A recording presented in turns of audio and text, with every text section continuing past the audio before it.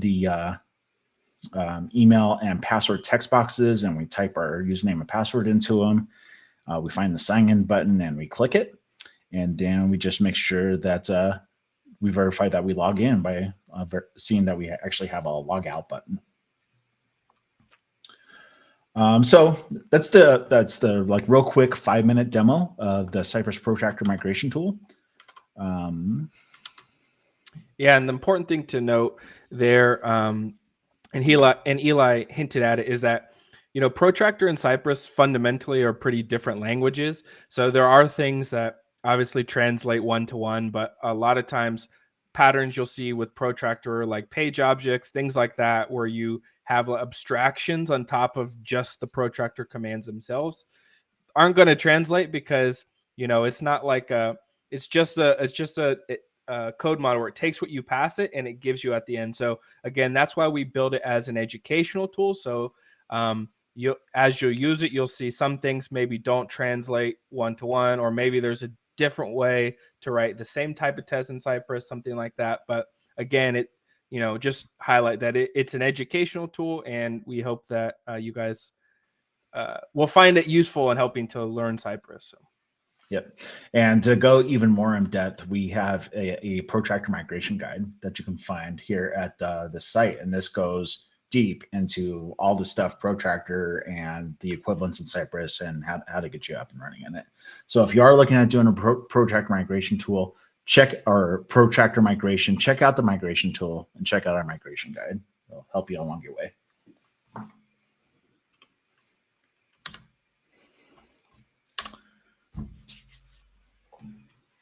All right, what do we got next, Jordan? All right, well, now we got the thing that everyone cares the most about, it seems like, which is component testing with Cypress. I guess before we get into component testing, like into the nitty gritty, I think it's important to ask a few like why questions, or like high level questions. And the first one being like, what is the difference between end-to-end and component testing? Because a lot of us are familiar with writing end-to-end tests, whether it be Protractor or Cypress or some other end-to-end testing platform, and maybe a lot of us have done integration testing or unit testing. But component testing is kind of like a new category of testing in a lot of ways. So it's kind of like a unit test. It's kind of like an integration test. So I think it's important we highlight a few of these. Next slide, Eli. So the way I like to look at component testing is like this. So in the past, we used to build websites based upon pages, right? We used to, as a developer, someone would come and would say, I need an about page and it needs these features. And then we would build our applications based upon pages. And that's how we built, applications for many, many years. But we quickly learned, like over time, especially with the adoption of component driven development, like frameworks like React and obviously Angular and Vue, those frameworks took a very component centric approach to development. And so as time has progressed, we really have shifted our focus from pages to components. And when we look at is, instead of end-to-end testing, we think about testing in a lot of ways from a page level. And if you go to the next slide, component testing is in a lot of ways if taking that same page, but looking at it in a much more granular, isolated way, where we're thinking, not looking at the page as a whole, but all the individual components that page represents. And we want to test those parts in isolation by themselves. So that's one thing I like to point out. If you go to the next slide, one of the things that I really like about component testing is that it enforces component test-driven development, which in a lot of ways it's like I think like the perfect use case for it, because the best case for component testing, in my opinion, is like when you're actually building the component. So like when you're building the component, you get the most value by introducing the test from the very beginning, because you can literally see the component in isolation in Cypress without like visiting some URL and like a page and clicking on some buttons to like get to the thing you actually care about. Where it's like Cypress, you just mount the component and you just can actually see it, and you can see the way styles affect it. You could see the way props affect it. Certain interactions by user interact it. So I think that that's one of the great benefits of it. And then in the end, after you've built your component, you then have working tests that you can then validate and assert moving forward. So and this pattern really enforces the shift left mentality. And for those of you who aren't familiar with this term, but it's basically this idea of, historically, software was built from this notion of, we would gather system requirements, then we would turn those into software requirements. Then we would do some analysis. Then we would do program design, coding. And then after we did all those things, we would then introduce testing to make sure everything worked before it became operational, went to production. But the idea of like shifting left is essentially taking testing and moving it as far left as possible, so that we begin to think about testing from the very beginning through every single step of this process. So it's like we begin to ask, how could we test each one of these steps is working as we progress through this diagram. Next slide. And so here's a quick diagram of like the difference between end-to-end and component testing. And important thing here is like, what's tested, end-to-end, all the apps versus individual components. I'm not going to read all of these, but a couple things is important to note, that typically end-to-end tests are written by developers or QA teams, because you don't have to have an intimate knowledge of how your application is architected or things like that. But component testing, you're actually working with the component and the framework directly. So some knowledge of, the component at the very least is necessary. So typically it's going to be written by developers or designers. Doesn't mean QA people couldn't write it. It's just that it's going to be maybe a little bit more of a learning curve. And then the other important thing to note here is the initialization. So what I mean by that is, with end-to-end test, visiting a URL is the thing that basically kicks off or initializes the test, right? So when you visit a page, that basically is like the first step of your test. Where with component testing, we're not visiting pages. Remember, we're testing components. So instead of visiting, we're now mounting a component. Alrighty. Now let's do the demo, Eli. All right, back over to the demo. Okay, so we're going to be writing some component tests for our Heroes app here. And as Jordan said, a lot of the times you want to introduce component testing as early as possible while you're designing, while you're building your components. And Cypress component testing is really a great development tool for that use case, because you get to use the Cypress test runner to view your component and interact with your component, use all the debugging tools to get in there and inspect it and modify the CSS and all that kind of fun stuff. But we also know that you're going to have just tons of components out there that you've already created, and we need to write tests for that. So that's kind of what we're going to be showing today with the app. And so first, I think we'll probably start with something kind of small and easy to get up and running, and maybe we'll start with the button. How does that sound? Yeah. Every app has a button, right, Eli? Yeah. I mean, what can you do without a button? Okay, so let's we'll close that out. Oh, let me switch branches here real quick. Go close Cypress and close this out.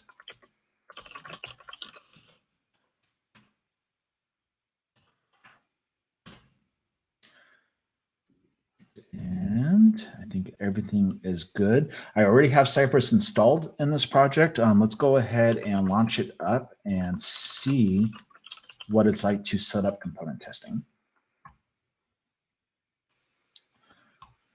So you can see here we're back here. This time we're going to choose component testing.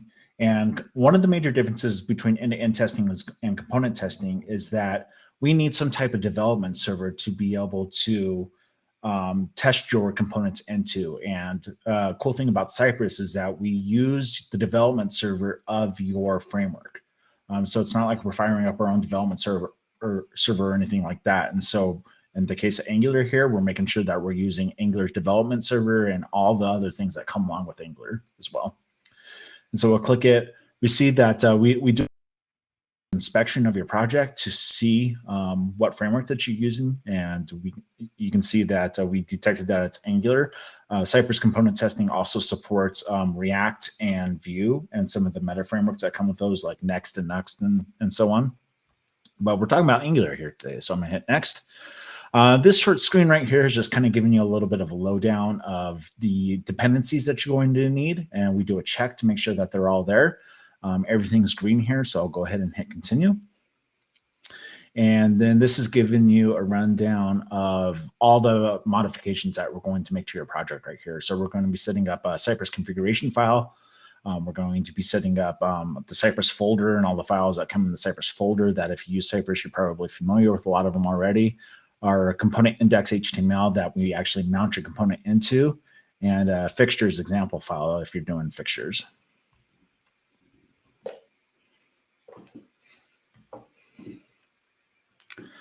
And there we go. And so now we're back at a pretty familiar screen from the end-to-end section, but we'll say start component testing. And this is going to launch the browser. And you'll see initially we don't have any component tests in our project. So let's go ahead and create one. We're going to be testing the button component here.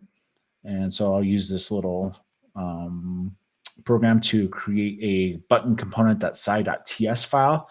If you've used Cypress in the past, you might notice that we actually have a new file extension that we recommend that the projects look for off the bat. And that's because with component testing, we actually recommend that you co-locate your spec files with your code. And there's other testing frameworks that also do the same thing. So we wanted to make sure we had a unique pattern that when we're looking for our tests, that we would only pick up Cypress tests and not pick up like Jest tests or Karma tests or anything like that that you might have out there. So I'll use a little snippet here to create a new spec, and we're going to do the button component. And this will be button, we'll import button.component. And this is what a basic component test looks like. We have our describe and our its, and for this particular test, we're just going to want to make sure that, hey, can we mount our component here? And we have the sci.mount command, and this was the major difference between end-to-end testing and component testing, is that with end-to-end testing, you initialize your test by visiting a page. Component testing, you initialize your test by mounting a component in isolation in the test runner. So there's none of the other stuff that comes along with it. This is just going to be the button component by itself. So let's go ahead and go back and see what that looks like. Okay, so you can see we have a button. It's missing something right now, and that's because in our button we actually pass in some content to be transcoded into the button itself, like the actual label for the button and whatnot, and we haven't passed that in yet. So let's go ahead and do that. There's a couple of different ways to do that, and I will copy this over here so you don't have to see me type a bunch. But one way to do it is to create a wrapper component and then mount that wrapper component. But inside of the wrapper component, you actually use your button component. And so here we got the app button, and then we got the text to click me, and we'll mount it. When we do this, we need to make sure that we provide the button component as a declaration, so Angular knows how to, tie this tag back into the component and all that jazz. And then we'll run a command here. So we'll sci.get the button. So this is a selector that gets the button. You might notice that you can be a little bit more free when you're writing component tests with your selectors, because you're not going to have a whole bunch of other things. Like, I know my button is only going to have one button in it, and so I can write a selector that says get my button. And then I'm just saying, hey, it should have the text to click me. And there we go. We've got a passing test, and you can see that we now actually have our label in here. But we realize this syntax is probably a little bit cumbersome. And so there is another way that you can actually do this, and that is using the Angular template syntax directly inside of the mount command. And this is what that looks like. So instead of passing in a component to the mount command, we pass in an Angular template with the button and click me. And so we completely got rid of the wrapper component in this case. We do still need to make sure that we pass in the button declaration, so it knows to tie this back and forth again. I'll show you a way to make this a little bit better here in a second, but I'm going to minimize that so I don't keep accidentally going to it. Here we go. Now we've got two tests. They're both basically doing the same thing, just different ways.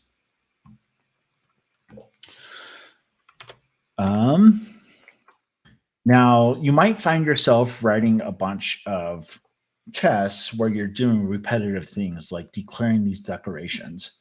To get around that, you can actually customize your sci.mount command to do pretty much whatever you want. And to do that, what you're going to do is go over here into the support folder and open up the component.ts file. And here we have this custom command of mount. Well, I'm going to go ahead and replace that with one that automatically adds the button component into the declarations. And so this is the command that you actually run when you run sci.mount. And so we'll make sure that the button gets added into the declarations and that we mount the component using the actual Angular or Cypress Angular mount function. And now we can come over here, and since we're doing this in a central place, we don't need to do it all over. I'll go ahead and save and go back. And there you go. Now the test is still running again. Now, in this particular application, all of our components are a part of this components module. And so instead of importing each individual component, I'm going to actually just import the module. And so we'll change this up a little bit. I'll call that imports. And we'll import the components module.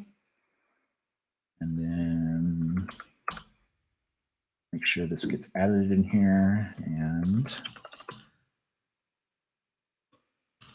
so instead of passing in declarations, I'm passing in imports. I think that looks good. We'll give it a test real quick. Yeah, and there we go. All right, so we still got the button. Okay, so now we see that our button is mounting. It looks great. It looks like how we do it. Let's start testing some functionality around it. So one thing that our button has a feature of is that it can, we'll come over here and look at the code. It has the option, you can pass in a focus input to make it so that when the button displays that it's going to actually have focus or not. This is for various reasons within the app itself, but let's go ahead and test to make sure that this functionality is working. So back in my test, I'll paste in a couple of new tests. So we have should not be focused when focus is falsy. And you can see that we have at button and we're not passing in focus. So focus is going to be undefined. So it's going to be falsy. And then I have, the text, and then I'm using the sci.focus command. And this is kind of what this does is that this will get you back any element that currently has focus. And since nothing is focused, it should not exist. And so we're verifying that it doesn't exist.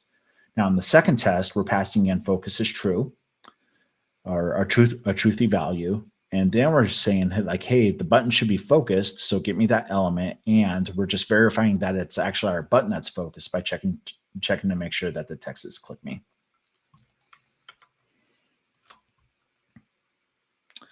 And there you go. We got the two passing tests there.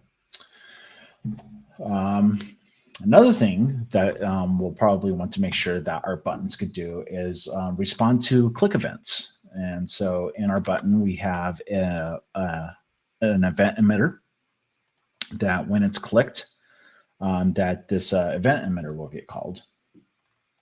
And I'll show you how we do that real quick.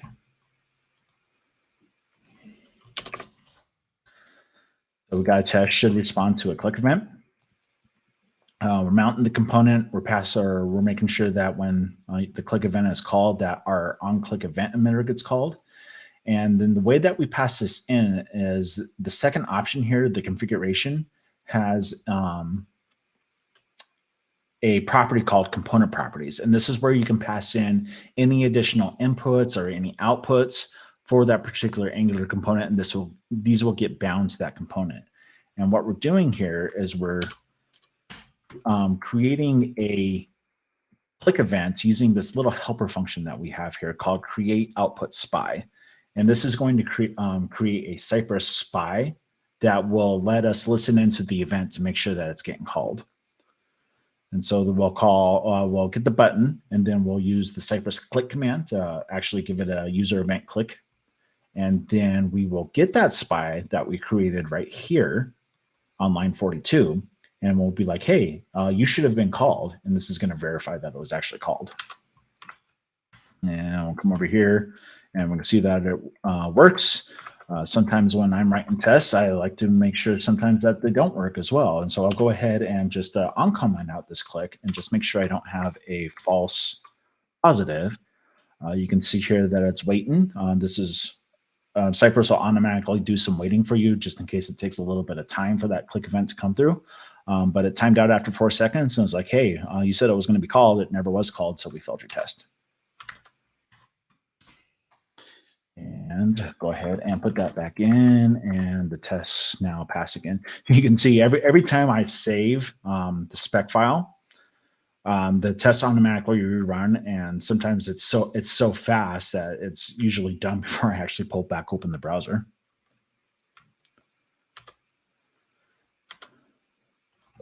All right, Jordan, got any other comments on this particular component, or should we hop on to maybe a little bit more advanced example? Yeah, we could do a more advanced example. I think while you're switching, I'll mention a couple of people were asking about asking if you could use the class syntax to basically mount, so that way you don't have to also declare it like the way you did in your custom mount.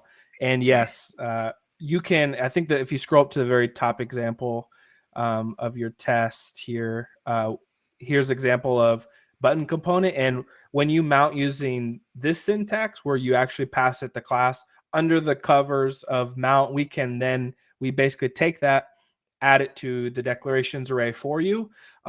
If you're using Angular 13 or a non-standalone app, and if you're using a standalone app, the only difference is that it works the exact same way, except for any standalone component would just have to be added to your imports array instead of the declarations array. And we do that same sort of mapping for you under the covers of mount too. So if you don't like the template syntax, I know it's Eli's favorite, the template syntax.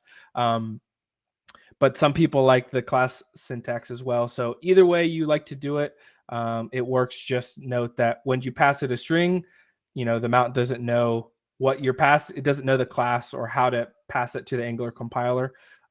So yeah. I think we can go on to the more example. Oh, Eli just crashed there. His internet just died. Let's see. Maybe you can answer some questions here. I think that sounds like a great call. Example. I swear we have had every internet issue, I think, today. So we have some really good questions in the Q&A. So if you don't mind going through a couple of those, Jordan, you can sort them by people who have upvoted them the most. There's a couple on there with like 4, 5, 6 upvotes. If you want to start there, do you mind? Okay, sure. Okay.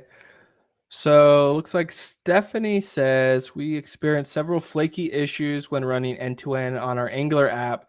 Things like can't find an element even though we can see it's there due due to some layers on top or not visible in the element in the window should be visible or scroll into view don't seem to be doing the trick. Can we end up using delay? It's hard to know without seeing your code specifically why those aren't working. Yeah, and it's hard to give a guidance without like seeing the code. It should be working. If it's not working, it doesn't have anything to do with like Angular specifically. Maybe just due to the nuances of the way your applications work. Sometimes something you can do with Angular is like sometimes if there's something that's hiding an element on the DOM, you can use the force of true flag inside of like click or something like that to say, I know it's not like visible on the DOM, but I know it's there and I want you to click it anyways.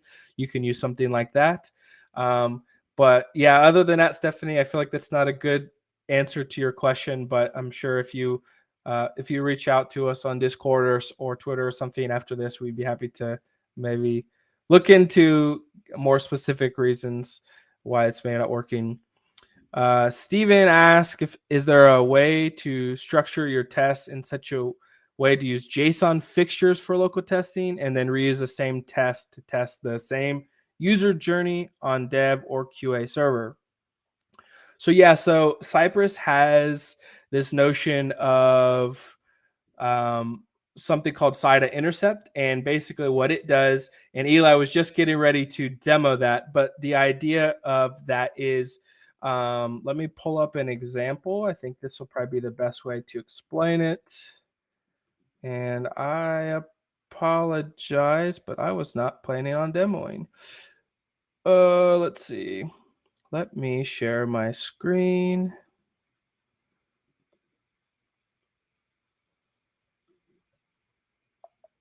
And go here. Can you guys see my screen? I think so. Yes. Like GitHub. Okay. Good. So here, here's this repo has some examples, and here's an Angular app, and here's an Angular standalone app. So if we go to Angular, and if we go to this app component, app.side.ts, there's an example of intercept here, and the idea is with component testing in particular, you don't. You want to think of it like a unit test in the sense of you don't want it to rely upon third-party like things or other systems. Like with an end-to-end test, a true pure end-to-end test, you're relying on all of it because you want to make sure all the parts work together. You want to make sure the database call works, the API works, the front end receives the API request, handles errors, all that kind of stuff. But with component testing, you don't want to worry about that. You just want to know that you just want the component to test that like in isolation. And so what we recommend is using intercept for those cases. So in this case, this app component makes an HTTP request to the auth endpoint.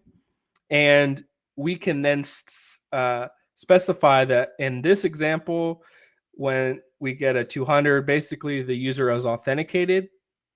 We want to pass a 200, meaning success, and then the message that gets back is that, hey, you've been authenticated. And then in the other cases here, and so this right here is a body. You can manually inline these, or you can use your fixtures folder, like the Cypress fixtures folder, to reference this fixture. And so you could basically have a login success.json fixture, and you could have a login failed.json fixture. And so in those cases, here's another example. Same thing. It's a post request to auth and getting a status code of 401. And we're just mentioning the bad username or password. We click a button to log in, and then basically we display that error from the API response back into the app. So that's an example of why you would want to use intercept for component testing. it's something a lot of people have used for uh, uh, end-to-end testing, but not something. But it's like something you would definitely use a lot in component testing. So, Eli, you're back. Maybe.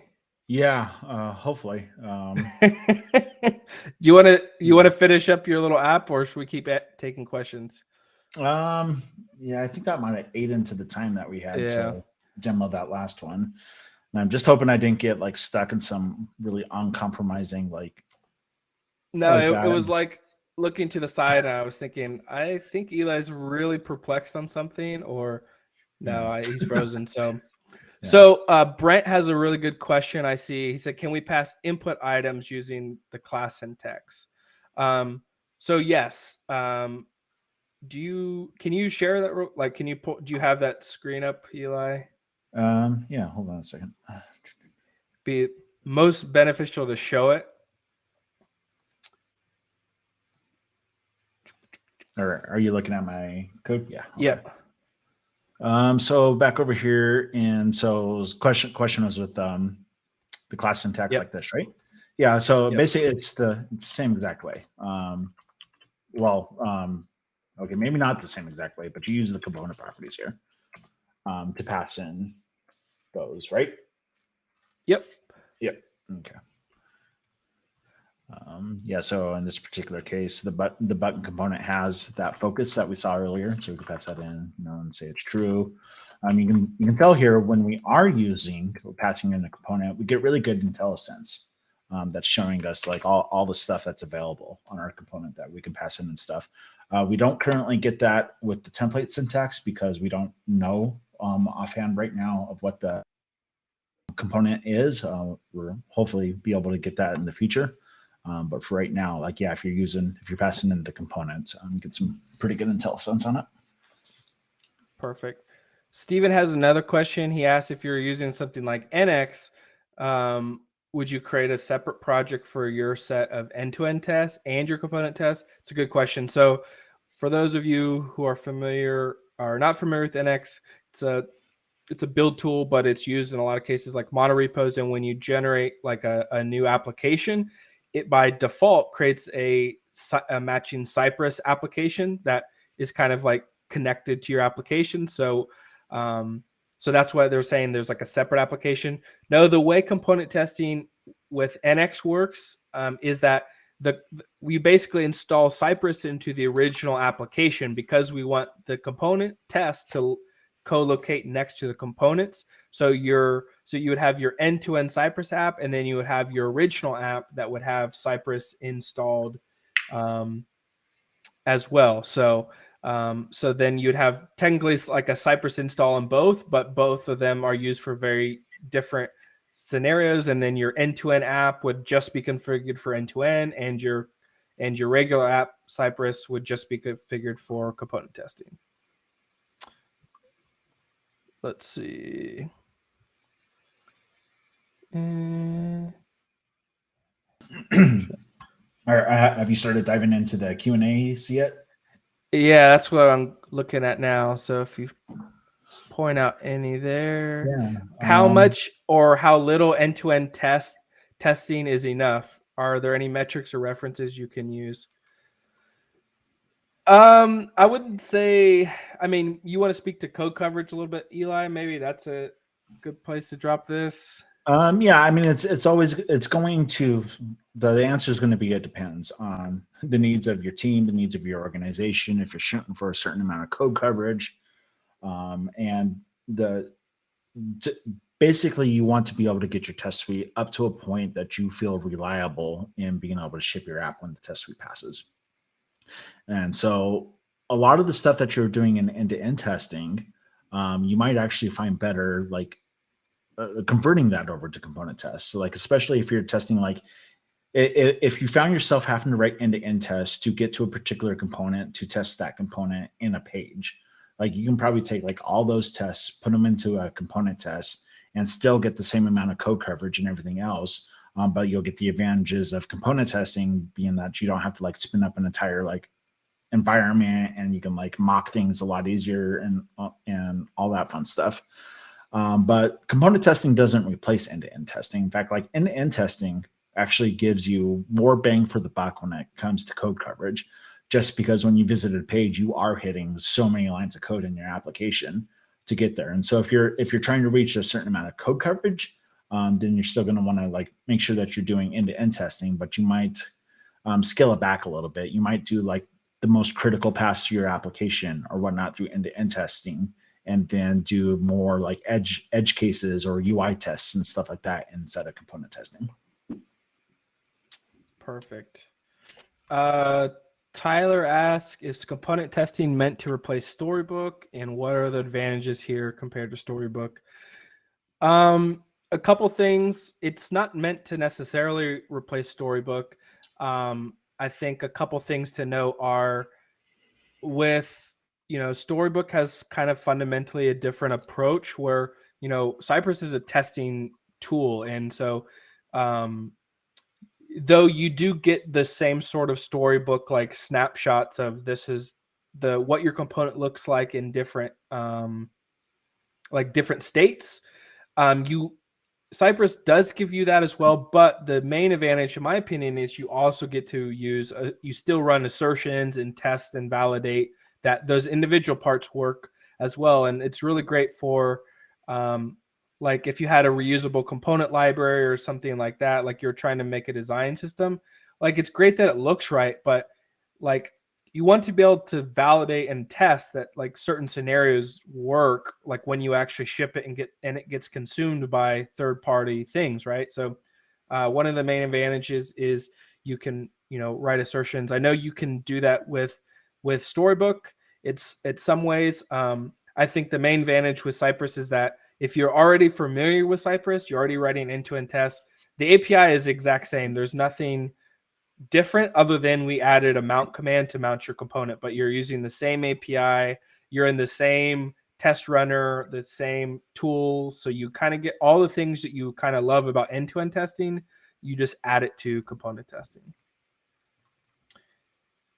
Let's see, got any more questions, Eli?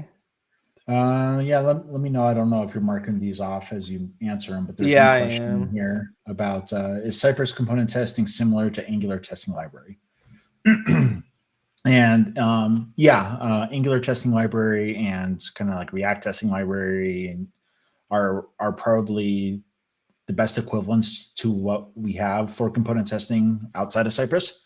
And so they kind of both fill the same niche of like component testing for your applications. Kind of some of the advantages that we think Cypress brings you is that we actually render your components in a real browser versus JS DOM, which those do by default out of the box. And so with that, you get to actually see what your component looks like. And so a lot of times your test or your component consists of HTML, CSS, and JavaScript. And when you're just looking at the JavaScript and HTML, you're not actually too sure if your component is rendering properly and displaying properly. And with Cypress, you get that. Plus, you can use the test runner to play and interact with your component while you're actually developing it, where in those other tools, you'd have to plop it on a page somewhere and do that for your type of development. So those are definitely great testing tools as well. But those are some of the things that we think Cypress has an advantage on for them. Sure. It looks like we may have time for one or two more. David asks, how does component testing in Cypress with Angular differ from component testing in Cypress with React or other front-end frameworks? Are there any nuances to consider across front-end frameworks? There's a couple things I can think of, and maybe Eli, you have some other ones you want to point out. But one of the main differences, or I would say, first of all, we built component testing very intentional in the mind, like we wanted it to feel, we wanted to kind of thread the needle in the sense of we wanted it to feel Cypressy. We wanted it to be kind of as consistent as possible from one framework to the next, but we also didn't want to force like an ergonomic opinion or something that would like feel unangular in Angular or vice versa with other frameworks. So in a lot of ways, they're almost completely identical, but there are a few nuances. One being with, like, for example, Angular, the config is different that you pass it. And one of the big differences there is, for example, like with a Vue or React or something, like you can pass it styles to, like, display like in your component or something like that. Whereas Angular, we actually just source all that information from like your project config or like your angular.json file. So that way you don't have to pass it like any of your assets, your images, your styles, anything like that. Like we actually build your dev server, when you launch Cypress, it does all that for you. So like you don't have to worry about any of those things. We also have the auto output spy flag on output. So so in Angular, the notion of an output, which is similar with a lot of other functions, like our other frameworks like React, you use like a callback function, but there's no way to really like differentiate that it from something else. With Angular, because it's all TypeScript, we can basically make certain assumptions. So with like if this button component, yeah, you do something like Eli's showing you, like in React, you would do that. And then with Angular, because outputs are event emitters as a type, if you pass us the auto output spy flag in your project config, then it will by default go through your component that you pass it and look for all the event emitter properties and automatically create a spy for that. So if your output property name was clicked, right, then you wouldn't have to pass a component property or a spy or anything like that. It would automatically just create a spy on the event emitter, and you would just reference the alias like clicked spy. So it just basically appends spy at the end of it. So cool. I think we're at time, Emily.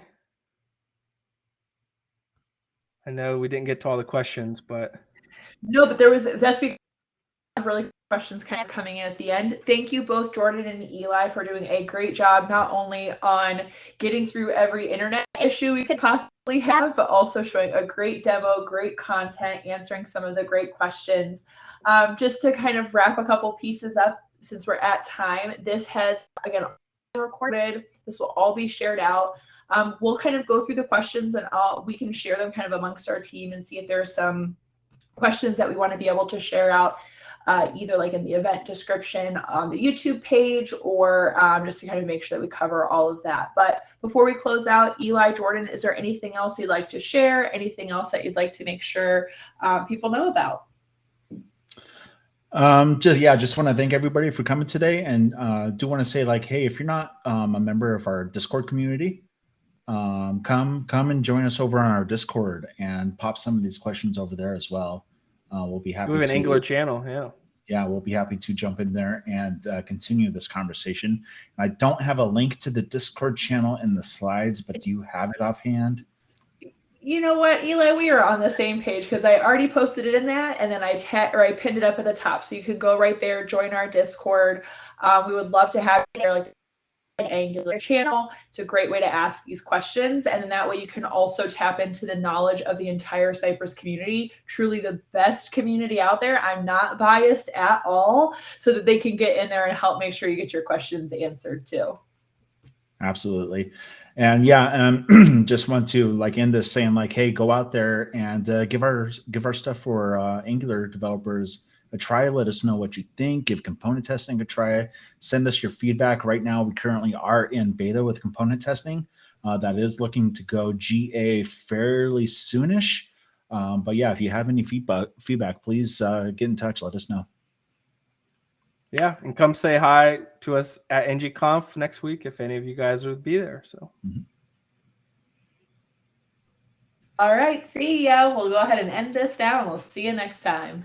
Thanks, everybody.